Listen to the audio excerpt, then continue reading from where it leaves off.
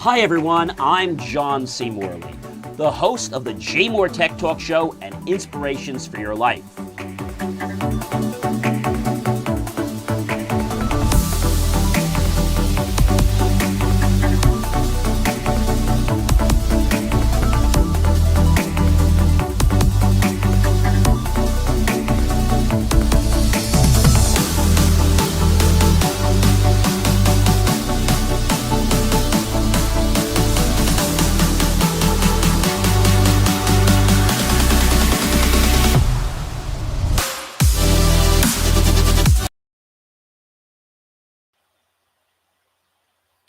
Hey guys, how are you? It is John C. Morley here, serial entrepreneur.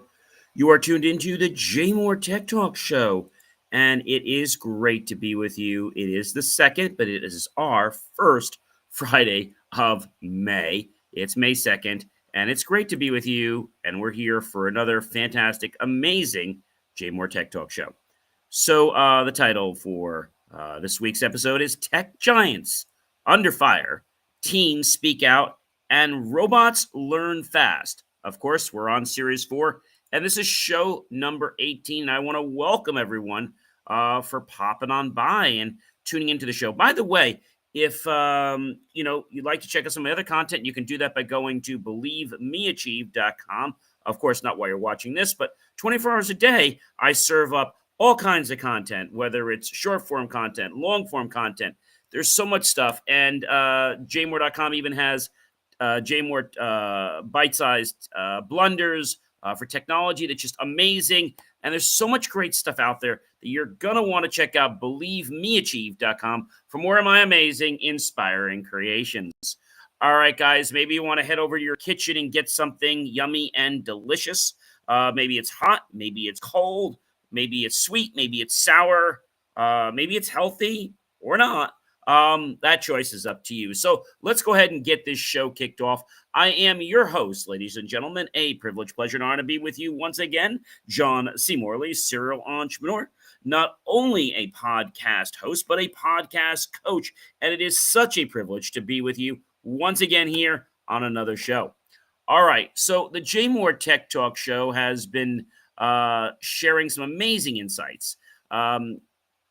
Tonight, we're going to be talking about from the courts to the code, big tech battles and bold innovations. Strapping in for another must-hear episode. You're not going to want to leave, your computer or device. So go get that drink, go get that snack, fruit, whatever, and hurry on back. All right, because this is the JMOR Tech Talk Show, where I break down tech's biggest headlines, from courtroom crackdowns on monopolies and social media impact, and how it affects teens' mental health, to game-changing wearables and privacy-saving devices. Whether you're here for policy drama, digital breakthroughs, or the AI evolution, this episode is packed with powerful information that you're not going to want to miss. So sit back, relax, enjoy your beverage or snack, and away with our show. So the U.S. judge actually schedules the hearing, which is actually happening today. She already had scheduled it, on Google's alleged ad monopoly and possible breakup remedies. Everybody thinks that Google can do no wrong. Just because Google has a lot of money doesn't mean you can break the law, right? And I think Google's starting to realize this now. A major legal moment is brewing as the U.S. judge has already set this hearing date, which was actually earlier this morning, to address Google's dominance in the online ad market. Now, antitrust concerns are popping up all over the place, and they've escalated even higher, with regulators pushing for potential structural changes, possibly even, this is right, ladies and gentlemen, breaking up Google's ad business. Wow. So this case could redefine the balance of power in the digital advertising world. Now, it might not just be limited to Google. We might find these repercussions percolating all the way down to companies like Facebook, Meta, whatever they want to call themselves these days, Yahoo, and anybody else that actually is using any kind of social media. We might find this on TikTok. We might find this on Instagram and any other platform that we're talking about, from Snapchat and so many others that are starting to just emerge. I think the reason why Google was able to do this is, again, they have so much money. And they feel that if they have so much money, they could just buy everybody, right? But I think they're starting to realize now that you cannot buy your way out of this, because they've gotten hit with so many fines in the last couple of years. Now, a lot of these issues didn't happen just like now or last year. They happened several years ago, and they figure, oh, we're clear and no one's going to touch us. Well, sorry to say that. It is time, Google, for you possibly to pay the piper.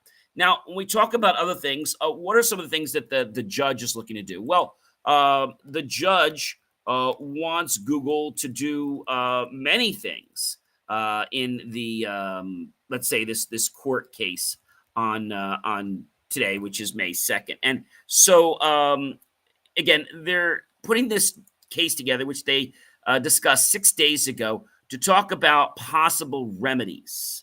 And again, the U.S. Justice Department and a group of states might ask the court to impose on Google a lot of things, which is ruled under the quote-unquote Alphabet unit, their parent company, that they claim illegally dominated 2 markets for online advertising technology.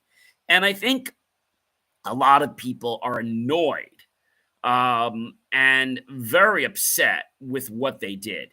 And so, many of these companies haven't really gotten burnt too much. They've gotten themselves a little wet, and they've had to pay some money. But now we're talking about something serious, right? So the question you might be asking is, what does the judge and the state want Google to do to remedy this issue? That's really a good question. Well, one of the things they want them to do is to sell its popular Chrome web browser as one remedy to restore competition in search. Google has denied the government's claims in both antitrust lawsuits, and Google has not offered Chrome for sale. But remember, ladies and gentlemen, it's not whether Google wants to do this or not. If it becomes a court order, Google's going to have to do exactly what they are told, or they're going to have to pay a lot more money. They're still going to probably have to pay some money now already. It was nearly a year ago the U.S. District Judge Murheta ruled that Google had acted illegally to maintain a monopoly on the search engine market. And it was a decision that sent shockwaves through the entire Silicon Valley kingdom and Washington. And now lawyers for Google and the Justice Department are facing off once again. And so they're trying to figure out what is the right way. They have looked into lots of things. You remember what happened when we talked about the issue with them trying to prevent DuckDuckGo from trying to get a little bit of edge. And I think what's really going to happen here is the truth is going to come out. I mean, Google's been doing a really great job of hiding things. Their customer service, literally is non-existent. But we're going to keep you right to the fire to let you know exactly what's happening and report that back as soon as we know. All right, guys. Number 2, Trump's voters are facing the tariff challenges, but remain hopeful for long-term economic benefits. Now, despite rising costs due to tariffs, many Trump supporters remain optimistic, which is wonderful. They see these short-term sacrifices as necessary steps toward economic independence and a thing that's necessary to revitalize domestic manufacturing. It's a revealing look at how political loyalty and economic hardship often walk hand in hand. So the question is, where do we stand with the tariffs, in the U.S. and let's even say China, because everybody's concerned about that, right? So, President Trump has basically put a pause on the tariffs. That's all the tariffs except the 10% tariff, which they are not pausing that. And so he had said back around April 9 to pause the reciprocal tariffs for 90 days and carrying out a range of consumer and other China-made electronics on April 11th. So the reciprocal tariff was the fact that, they're going to charge one thing, charge the other. So here's the thing with this. If let's say we charge one amount of money and now the other country doesn't charge, Trump is happy to release that, right? But if we find out that they are charging us and we haven't been charging them, then we're going to start charging them again. So it's U.S. versus the world, right? You got the blanket 10% tariffs on all imports. 25% are on steel, aluminum, autos, and some auto parts that are imported to the United States. It was about 145%, but this number keeps changing, on the China imports to the United States. 20% on fentanyl penalty, plus raised an initial 104% tariff to 125% on April 9th, as we remember, after China levied the retaliatory tariffs. Trump issued the ruling exempting China-made smartphones, computers, and semiconductors from reciprocal U.S. tariffs, and the goods remain under the standing 20% tax, a purported fentanyl penalty on China-made products. And that was April 11th. And so China versus the U.S., they raised the retaliatory 84% tariffs to 125%. So, again, they are still in effect. And everyone keeps asking, are the tariffs still in effect? And they most certainly are. They're going to stay intact for a while.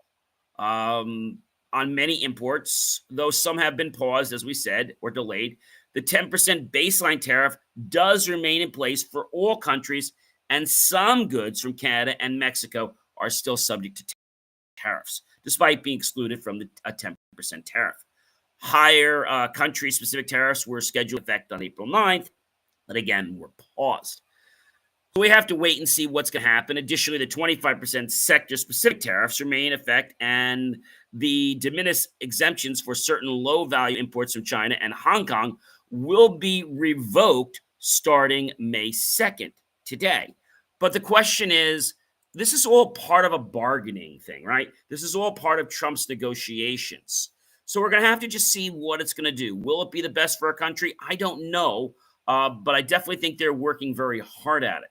Number 3, guys, the European Union fines Apple and Meta once again, $800 million under the Digital Markets Act. So the European Union isn't playing around anymore. Well, they never were in the beginning, but now they're really getting serious. I guess you'll say that they're sharpening their pencils pretty well now. Apple and Meta are hit with a massive fine totaling $800 million under the new Digital Markets Act, and targeting anti-competitive practices. And this enforcement sends a loud message, hopefully to all big tech companies, that they must play fair or they're going to pay the piper big time. See, that's not a maybe. That's a guarantee. So I think the reason that this is being done, and they're using Apple and, they're using Meta, other companies have done things wrong too. They know that they hit these two companies below the belt, right? They know that these companies are going to feel it, and it's going to affect the whole entire production and economy of the United States. So they were very smart about this. And so other people are going to get scared, and they'll be like, you know what? We better follow this or we're going to be in trouble. Now, ladies and gentlemen, nearly half of the United States teens say that social media harms youth mental health, per a Pew report. Now, according to Pew Research, nearly half of the United States teens believe social media negatively affected their mental well-being. Constant comparison, online bullying, and addictive algorithms are creating a mental health crisis. One click at a time. It's a wake-up call for parents, platforms, and policymakers. What happened with Roblox? You remember what happened there? And we talked to the CEO, and he was saying first that if anything is not to your liking, in so many words, he said it a little bit more abruptly than I'm saying it. If you have a problem with this, then take your kids off the platform. That's not a very wise thing for a CEO to tell people to not do business with them. But he says, if you're concerned, take them off. Well, it must have really got under his skin, because within a few weeks, what did he do? He came out with some new enhancement security features. And these security features are now going to be able to change, all right, the way people are actually doing things. And I think that's a very interesting thing. This interesting thing is going to allow people to see that they have a lot of potential. Okay. A lot of potential. And you might be saying to me, hey, John, this is kind of crazy. Well, it might seem crazy to you. All right. It might seem crazy to you. But here is the bottom line, folks. It is all about what's going to go on with our world and our country. And the fact that the CEO of Roblox decided to spend their money and resources to put in these features, he's obviously concerned about losing the the kids from playing his platform. But here's the thing that kicks me, all right? Roblox is not profitable. Roblox remains unprofitable. The company posted a consolidated net loss of 221.1 million in Q4, an improvement from 325.3 million loss in Q4. So I guess you'd say they're getting more profitable because they're starting to have less losses. I guess that's a good way to look at it. In Q4 2023, for the full year, the net loss stood at 940.6 million compared to 1.16 billion in the fiscal year 2023. So if we look at this kind of roadmap and how they're operating right now, I mean, it's not hard to figure this out, right? But if we take the 325.3 and we take away the 221.1, we're at 104 basically difference, right? So what does that mean? Well, we went down 104, basically, to where we are now. That's a huge drop. So if we take 221 roughly minus the 104, right? We probably would need another 2 years based on some rough projections, but how they've been working, probably another 2 to 2.5 years till they're going to break even. That means if they keep doing what they're doing by the third year, so that could be 26, 27, by 2028, they may start bringing in a little bit of a profit. But the real bottom line, ladies and gentlemen, is social media is damaging a lot of kids, not just because of social media, but because what they're doing is they're looking at social media and they're getting self-gratification. And so if they go on social media and they don't get the likes, it's like they get this complex that they're inferior, all because somebody didn't give them a like or message them. And this is causing a negative effect on the dopamine and the control in the brain and the body. So I think it's okay to use social media, but I don't think it's okay to make it like your be-all, end-all, because if you do, you could get very, very sick like a lot of these teens are getting. And I don't think people realized, what was really happening here. One click is all it takes, right? Is one click cause an addiction? No. So, I mean, that's a very good question. How many clicks does it take to get addicted to social media? Well, studies have shown that social media has a powerful effect, as we said, on the brain, and it can create a stimulating effect similar to an addiction, okay, like we learned with the teens.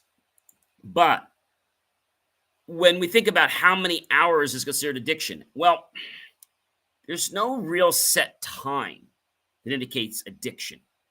Experts are starting to agree, though, that over 3 hours a day is considered heavy use. So if you're going on and off your social media, like maybe you spend 5 minutes here, 5 minutes there, 5 minutes there, that's not using social media for 3 hours, all right? People that are glued to their phones, like, they like scroll. Like, they're the kind of people that there could be a fire happening and like, oh, what's going on? There's a fire. Oh, okay. Let me just finish this post. Well, the place is on fire. What are you doing? Right. So it's like they're in their own world, and that's a big problem. Okay. Approximately half of the adult Generation Z users exhibit signs of social media addiction because they're different. 47 report using social media 2 to 4 hours daily, while a notable spend at least 4 hours on these platforms each day. So the question you might be asking, and it's a very good question, which generation, which generation is most addicted to social media?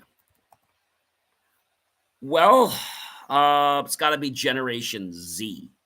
So those are the ones born from the 1990s to 2010. It's most susceptible for them because the addiction is due to their earlier and constant exposure to digital technology. They spend more time online and other generations would be doing.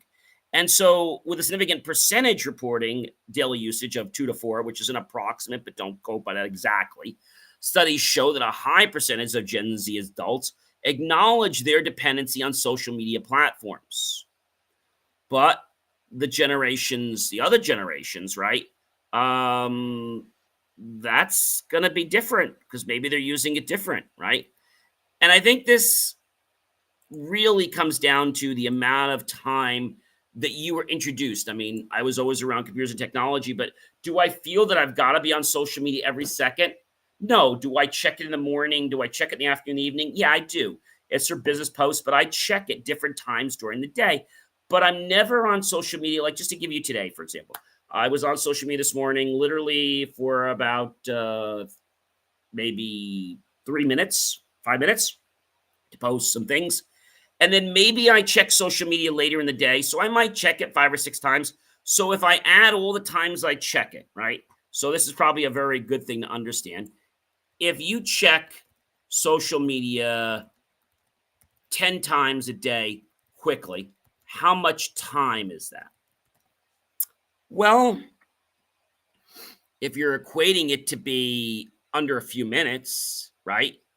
That means I'm probably spending anywhere from 30 minutes to maybe a little over an hour.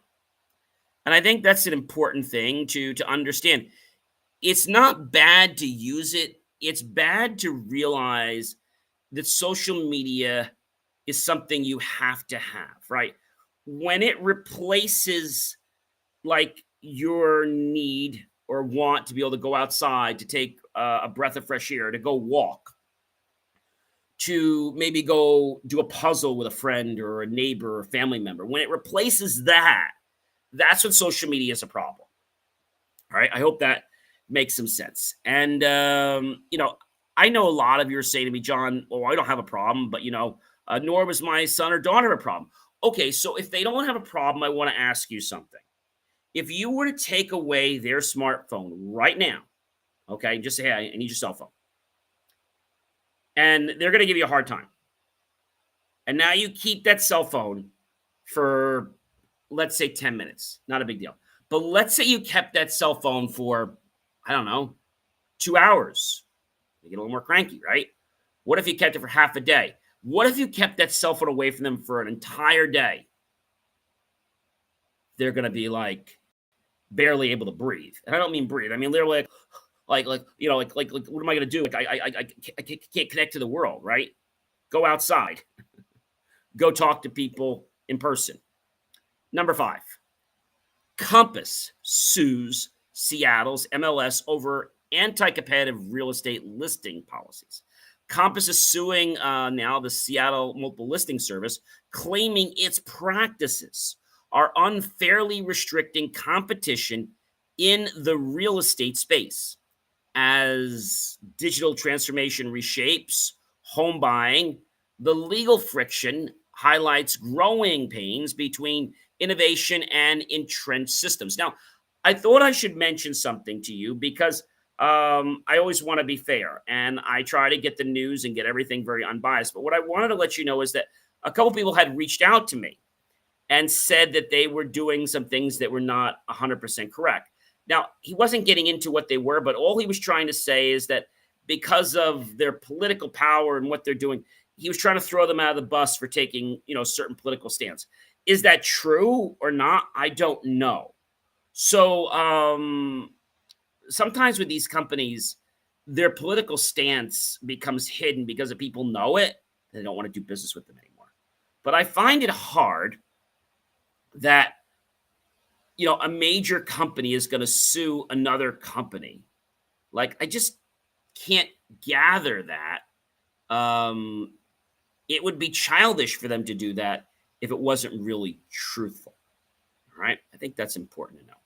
Number 6, Trump targets efforts to reduce bias in the AI world, labeling them as, quote unquote, the woke AI. So Donald Trump is taking aim at efforts to make AI more inclusive, branding them as, quote unquote, woke AI. And his criticism taps into larger political debates over whether fairness and diversity in AI development are progress or political correctness.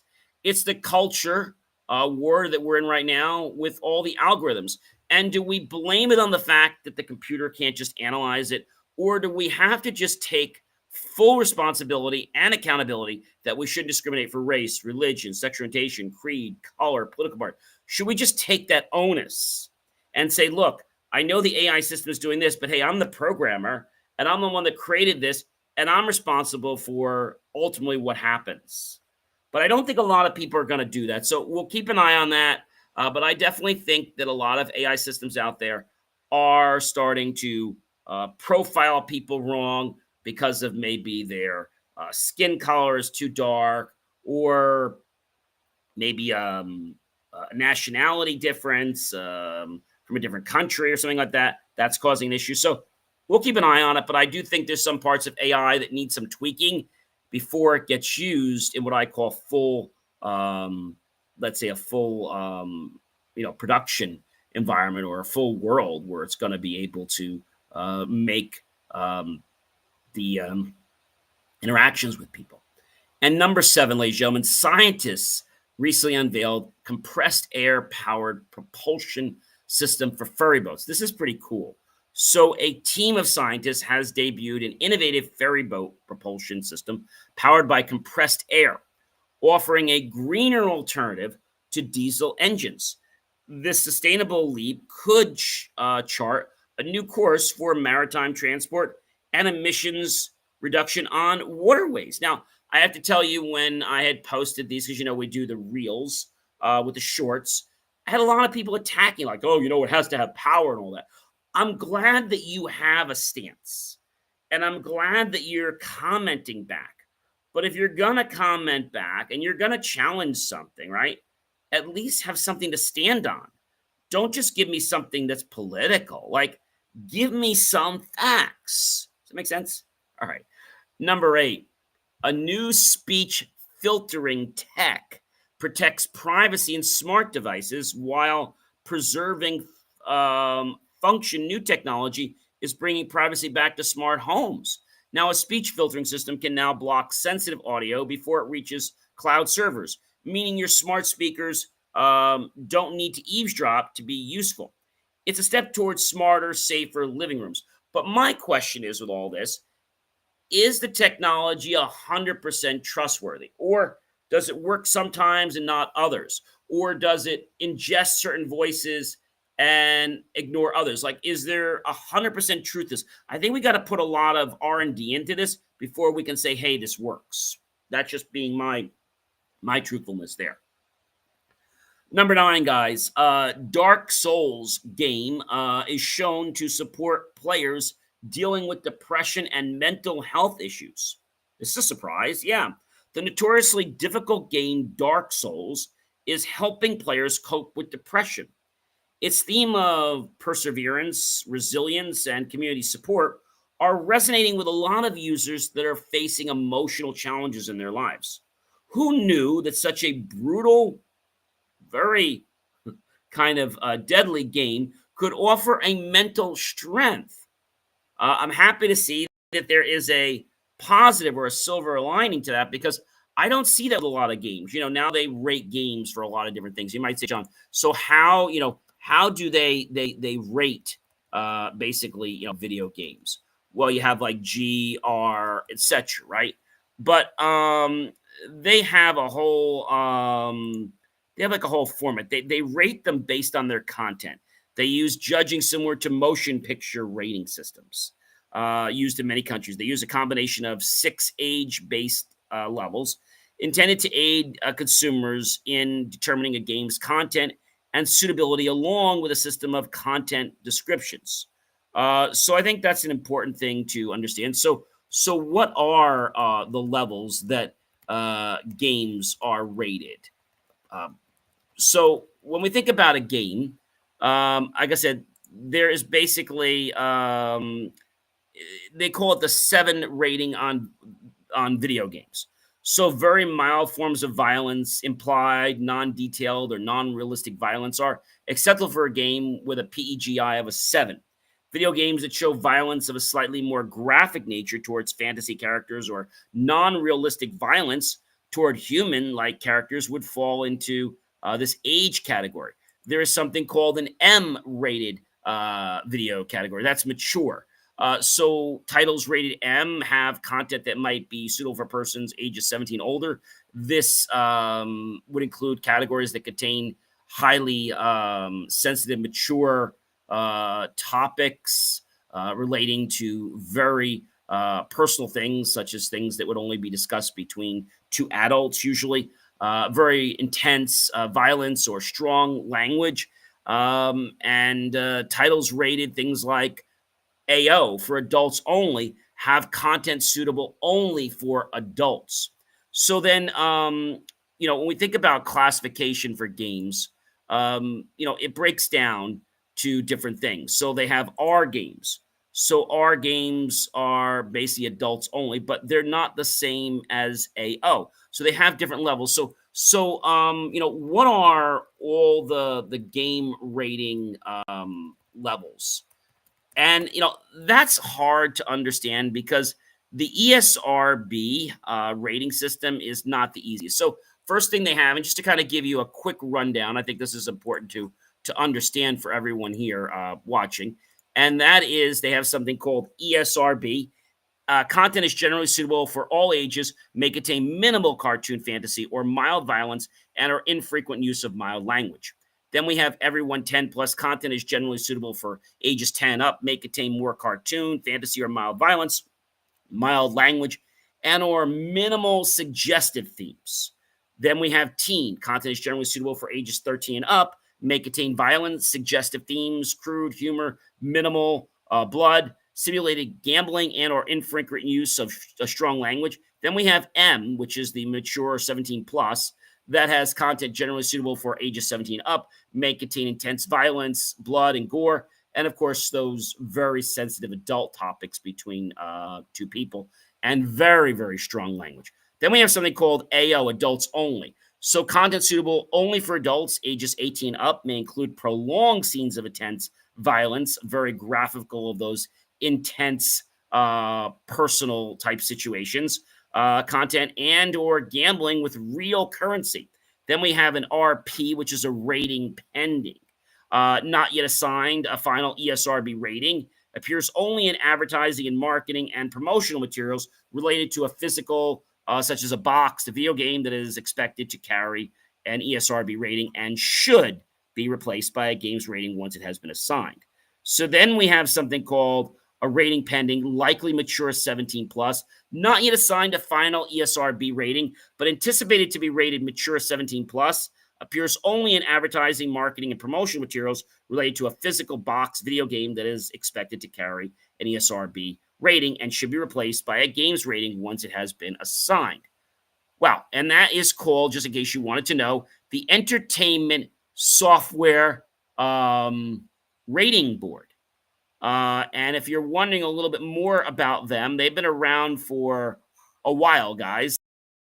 They started their journey back in 1994, where they only had something called early childhood, kids to adults, teen, and adults only. So they went from basically the 3, 4, they went to 5, and now we're all the way up to where we are today in the 2020 5 world with a lot larger of a system, which now has a level of 1, 2, 3, 4, 5, 6, 7. So important to understand these different types of contents. They rank on things like we talked about blood, comic mischief, drug reference, gambling, animated blood and gore, crude humor, fantasy violence, intense violence.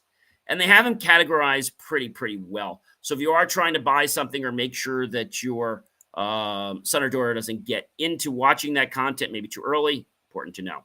All right, number 10. Imagine this. Robots learn by watching how-to videos. Well, wonder no more because it's actually happening.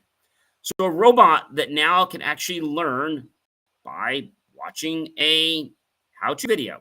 Researchers have developed an AI that watches online tutorials and mimics actions, effectively learning tasks from videos. From folding laundry to cooking, the possibilities for autonomous learning just got a major upgrade. That's pretty cool, right? I think that's really cool. And number 11, guys, Princeton engineers develop a shape-shifting metabot with no motors or gears. This has kind of blown my mind a little bit. So engineers at Princeton introduced a metabot that morphs its shape without any kind of motors or gears using soft robotic principles.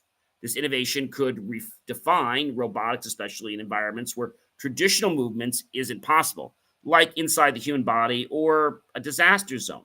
But when you think about something like, a metabot, that whole concept is pretty amazing. A metabot concept had been thought about before, but now they've really come pretty far with, what it is and the actual live prototype of it. So definitely pretty cool. And I see a lot of potential applications in how this could help, our world and how it could help us discover things that we might have not been able to reach before. Number 12. Marks and Spencer recently halted online orders after a cyber attack disrupted all their services. So the big retail giant Marks and Spencer was forced to pause all online orders to a cyber attack that crippled their systems.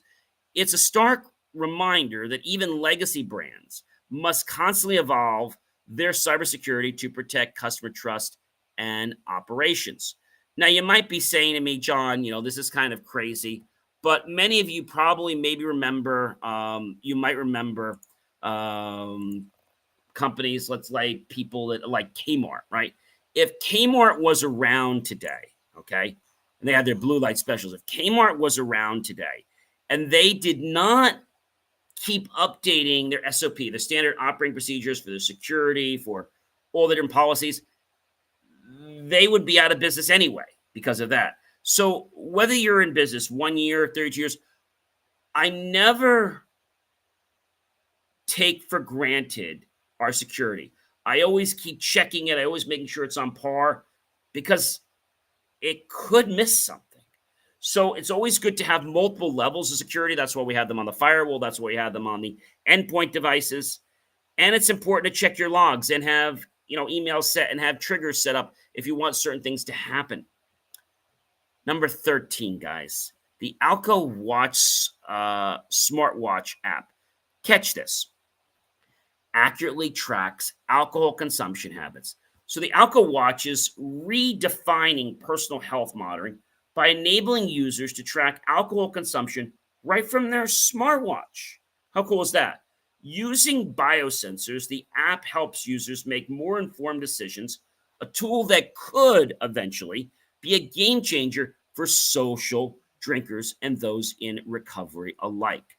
So that's another cool thing. And, I think having these tools is definitely, a really cool thing. But I think they have to make sure that these devices are going to work properly and they're not just going to work like sometime, right? I think that's a really big issue. So you have to realize the intermittent failure is one of the hardest things to solve because it might be erring on different things. So we have to taste different cases, different input values. But you can't test every input value. That would take forever. So you have to try to test enough of them. And by using AI, we can definitely simulate that in a much faster time. Well, number 14, and our last one for tonight, gets me with a really interesting one. Prince Harry and Meghan advocate for stronger social media protections for children. So Prince Harry and Meghan are doubling down on the fight for safer social media. They've joined experts in demanding stricter rules to protect children from online harm, emphasizing that tech companies must be held responsible for youth safety in digital spaces. So I think it's good that a lot of these companies now are starting to take it seriously, that, we need to have ways to make sure that if kids or people try to get past these things, that we don't allow them through. I mean, that doesn't mean it's right, but I still think it is the software developers' responsibility to make sure that these kids don't get into the software, regardless of whether they don't or do. It's kind of like saying, you're not supposed to cross on, on a when the light is red, right? When your light is red on the side, you're not supposed to cross the street. That's called jaywalking, right? When the car is going one way, but people do it. And if you hit that person, guess what? We can't say, well, the person was crossing the street and I'm not responsible because they were crossing the street. So, my car was moving. No, that's not going to hold up. You need to be in control and responsible for your vehicle at all times, regardless of somebody, jets into the street. So that means that you need to know that you have to have your car under control at all times. I don't care whether it's rain, whether it's snow. You have to know a couple things. You have to know how you can get out of a lane. You can make keeping yourself vigilant. You have to make sure that you know what your safe stopping distance is. One of the things I like to use is smart cruise control because when you're on a major highway, the cruise control, basically with the smart cruise control, automatically will adjust by braking and accelerating to maintain the speed you've set. And now a lot of them, like my car, has 3 levels. They have what they call far, which is the one I use. They have one that's called mid, which is basically mid distance. And then they have one that's close, which is right there. Now, the thing is, even though they're all kind of calibrated, if something went wrong with close, there was an issue. I mean, there could be a glitch. I could hit the car. It's not likely, but why risk that? And I think understanding, knowing what your stopping distance is, testing to make sure you can stop is a very, very good thing. And, just like these things, we have to just come down to a lot of things, and that is accountability. So when somebody signs in and a kid is a minor, they're technically not responsible, are they? But then who is? The parents are. So then technically it's the parent's job to make sure that their son or daughter or relative is not getting into trouble. We've had systems out for years now that will lock down the firewall and do content restrictions so they don't get into adult sites. We've had that for a while. We can now block chats and all kinds of things. This never used to be here for firewalls at home. We've had it in businesses for a while, and then we got more granular. But I think it's important to understand that the adult needs to educate the son or daughter about what they're doing and why this is potentially harmful, because they don't know. They don't really know. They think it's not a problem, right? We've talked about the teddy bear example before, right? Not to bore you with it, but one of the parents or relatives gets this Teddy. I'll call him Teddy Ruxpin. I think that was one of the ones. So Teddy Ruxpin gets sent, and the grandfather or parent gives it to the grandchild. So Teddy Ruxpin is this really cool, let's say, teddy bear that can be your friend. It can teach you things, math. It can help you with different questions, things like that. And up into a while, the system was basically controlled by a limited set of voice, um, let's say, commands that had a lot of information, but not everything. So there was a limitation. Then what they did is they rolled this out so that the engine, the brains of the Teddy Ruxpin, actually lived on the cloud, on the internet.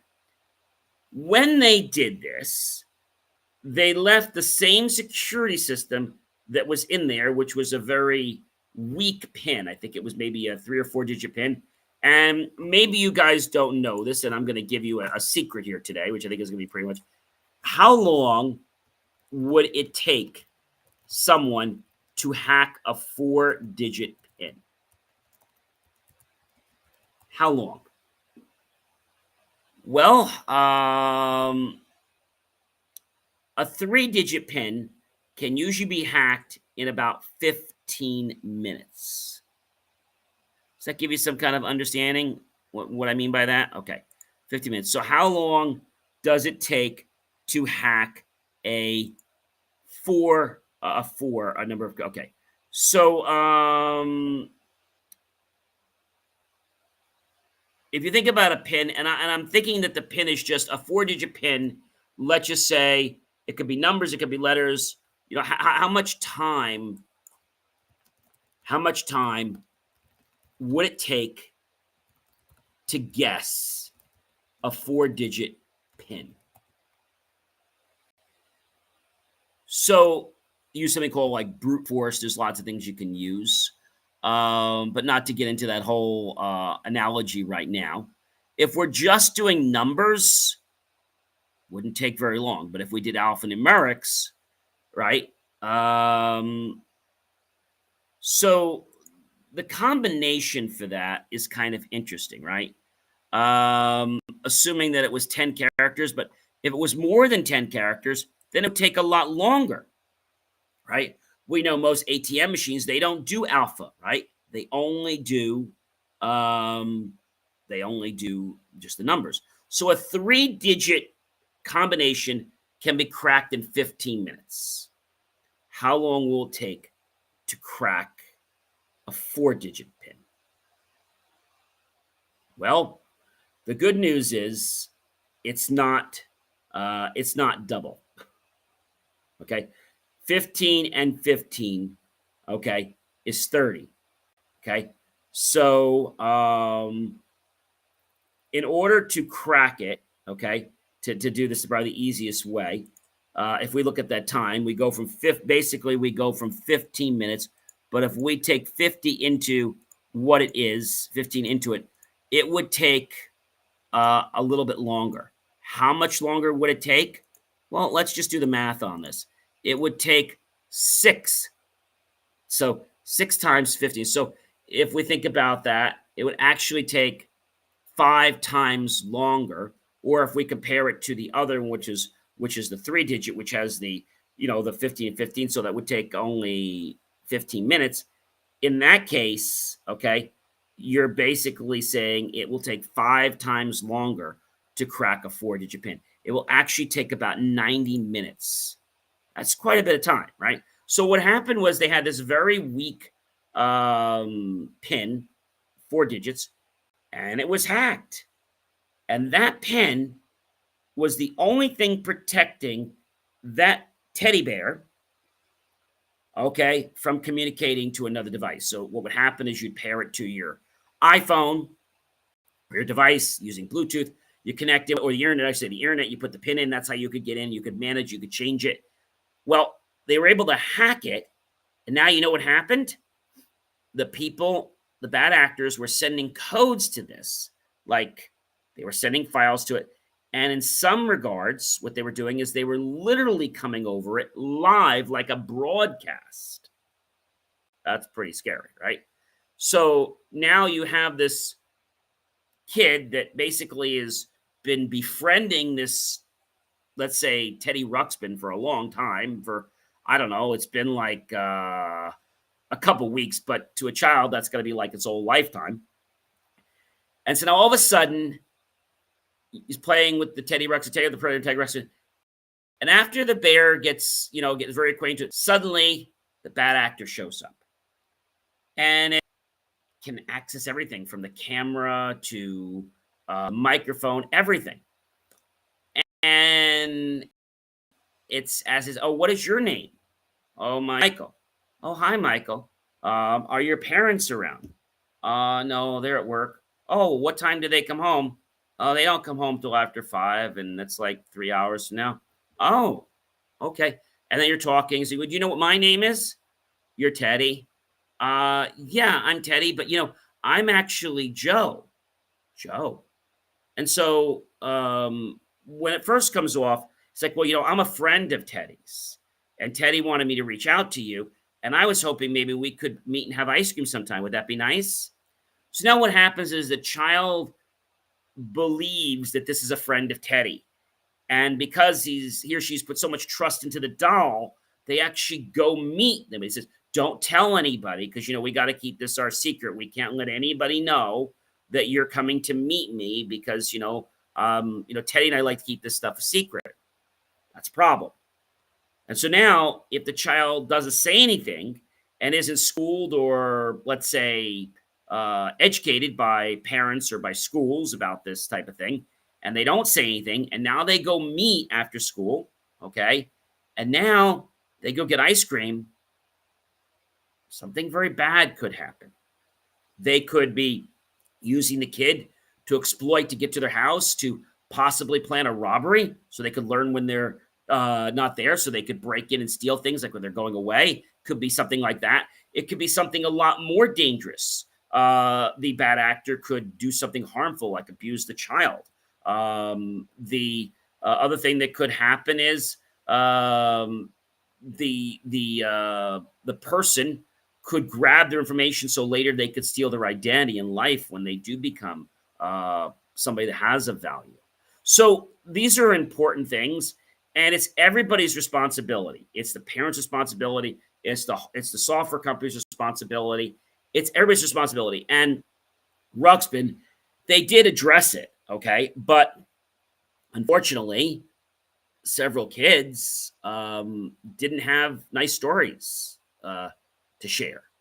So if you're watching this tonight or listening to this, and you have a son or daughter, and maybe you've given them any kind of technology, it could be a phone, it could be a Teddy Ruxpin, it could be anything that connects to the internet, okay?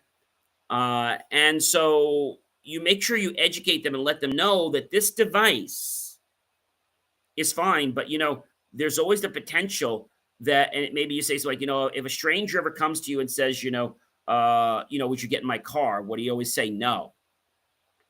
Well, you have to take that training a little further and say, okay, not only we've talked about the car, but now if your teddy bear ever asks you to do something you're not comfortable with, what do you do?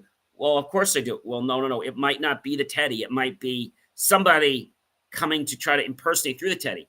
You would say no, right? And they're like, I don't know. So the reason I'm sharing this with you is that these are real live things. All right, very, very live things, and they can be scary. But if we educate people about them, then we can protect the world at large.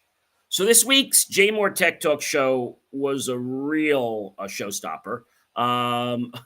We bridged the world of innovation, advocacy, accountability, security, minors, games, from the legal heat on Google and Meta, to shape-shifting bots and smarter AI, and how to protect yourself from technology that could go awry, from bad actors.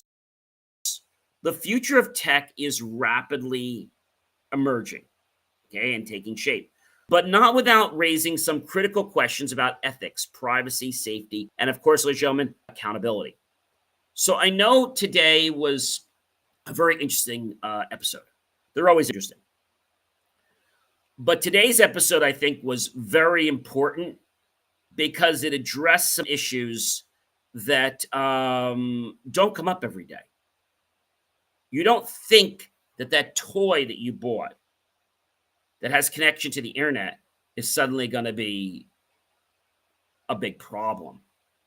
The, let's say, piece that allows Pandora's box to open and allows a bad actor to get into your son or daughter's life or your whole family's life and potentially cause some fear, but maybe even cause some pain that could be physical or mental. And we just want to make sure that we alleviate all that. So we talked about a lot of stuff. We're definitely going to keep you up to stuff with what's going on with Google, because I honestly believe they're guilty. I mean, that's just all the stuff I've seen. I'm not a judge, but just reading and the issues that I went through myself with Google. I mean, you just don't act like that as a company, right? I mean, you just don't act like that, right? So I hope that not only will you take, this stuff seriously that we talked about tonight, right? We talked about something that was really serious, the game rating system. And it's called the ESRB. You can go to ESRB, by the way, .org. We didn't talk about this as one of the reels this week, but I still think it's very important that you understand what the electronic software rating board is and how it works and how they're on many different games that you'll be buying for your son or daughter, etc. It could be things like Grand Theft Auto. It could be a Teenage Mutant Ninja Turtles. It could be Assassin's Creed, Elder Scrolls, and so many other things, because when you're buying one of these things, right, you don't really know if they're a problem or not.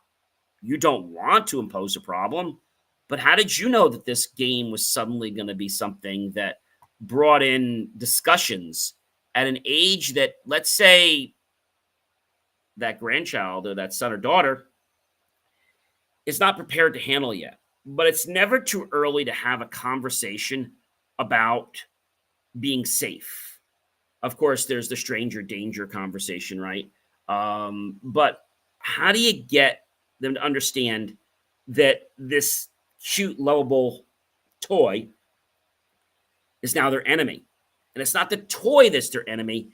It's the fact that a bad actor got behind it and started controlling it, right? And I think that's the interesting thing. I mean, you can think of it like this. You can think of it like, like a costume that maybe one of their favorite characters wear.